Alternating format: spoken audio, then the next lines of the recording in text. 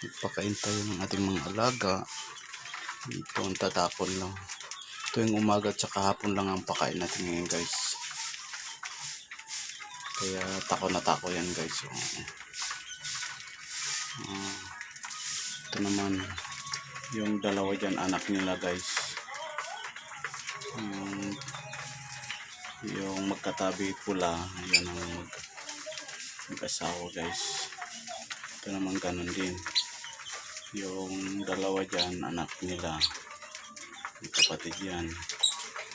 Bali ito yung mga nandito, mga anak nila una. Sinaseparate na natin ito. Kailangan natin magkaroon ng kulungan kasi pag dito na kawawa. Yan, nagkakasundo yan sila, guys. Lahat, kaya kung may mabagong pasok kawawa, bugbog sarado. Kaya kailangan panibago tayong kulungan.